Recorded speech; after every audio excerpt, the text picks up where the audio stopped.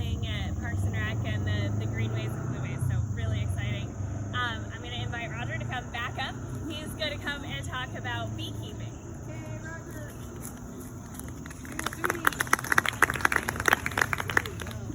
Fortunately for you, I know a little bit about a lot of things. I'm an expert in nothing.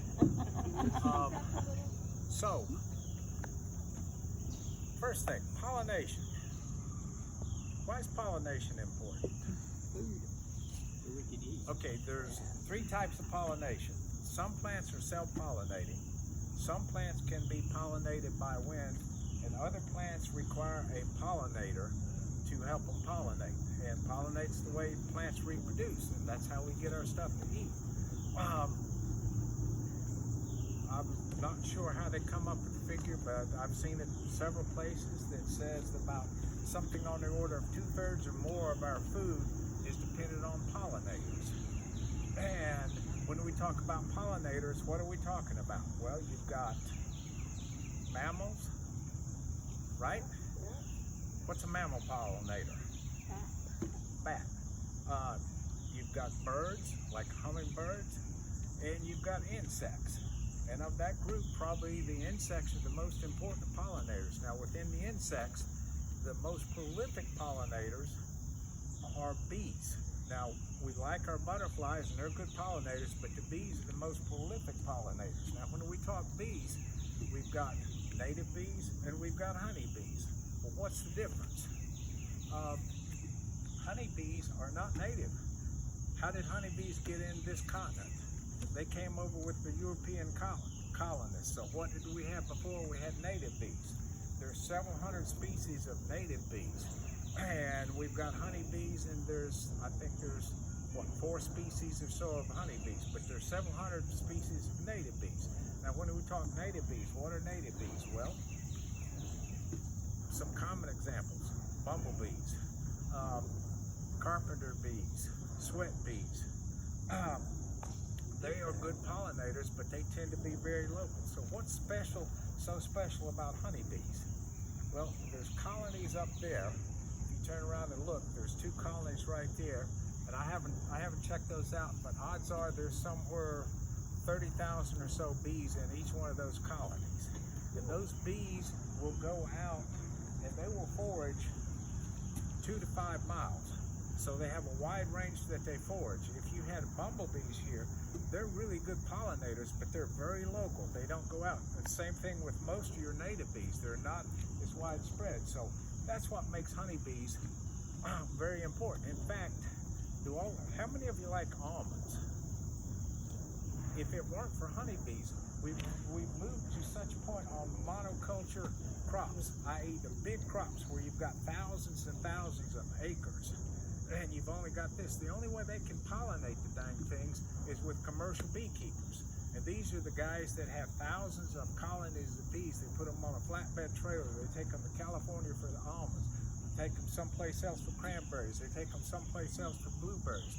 I mean, we all like our food, but we have moved so far away from what, the stuff grows naturally that we couldn't support the food system we've got now without commercial beekeepers. And think about this: if you go out to an almond grove and you've got thousands of colonies of bees, they're all put in together, they're all close together, how do you think that works for the bees? How does it work when we put in people all real close together and stuff? Well, you get diseases, you get sickness and stuff. Bees have that problem, and they can be treated, and unfortunately, the same stuff that can go to our commercial bees, our honeybees, can be spread into native bees. So we have to be careful with that. Now, I am a beekeeper, and you have to work with your bees, and they can get parasites and diseases and stuff, so you monitor them. I personally do not use any synthetics or chemicals on my bees, but commercial beekeepers, believe me, they use a lot of stuff. They have to. And as a beekeeper, the main thing you try to do with your bees is get through the winter. So what do I consider a good winter? If I can get through the winter and I haven't lost more than 1/4 of my bees, i.e. 1 in 4 colonies, I think that's a good winter. Now, one winter I lost 3 out of 4. So it's a crapshoot on bees. But what's so special aside from their ability to pollinate about honeybees? Well, you can get this. And you may not get this. If you're a beekeeper, you're not likely to get this the first year, but you can get this.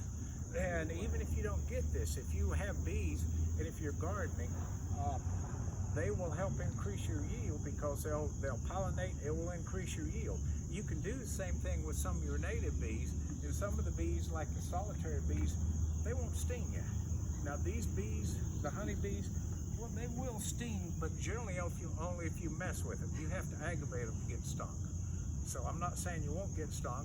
And if you walk up there, you can probably get real close to those hives, but they won't bother you. But if you go in there, if you shake them up, I guarantee you're going to get popped. Talking about honey,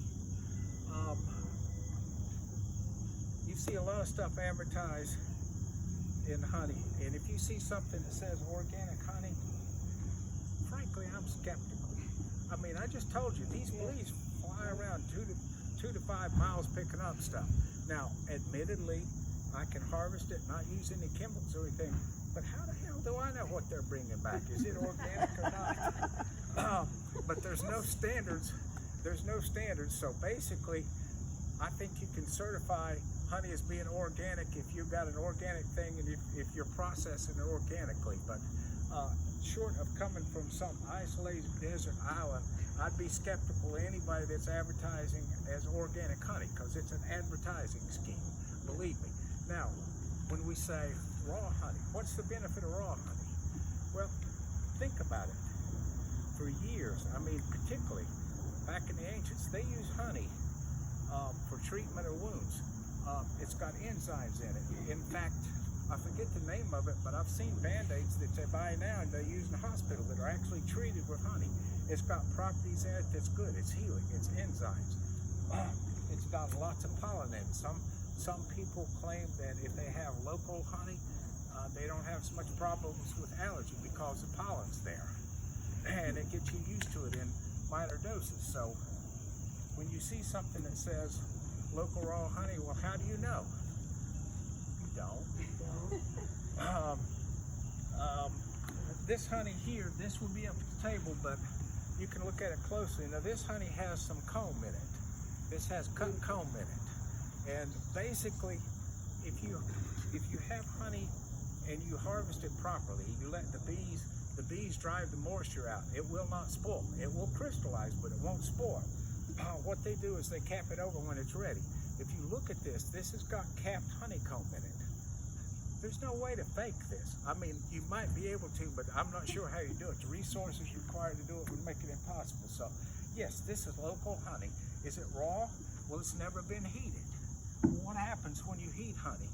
Oh, it's a lot easier to process because the stuff is, it's slow, like molasses. You work with honey, it's hard to pour, it's slow, it's difficult to process.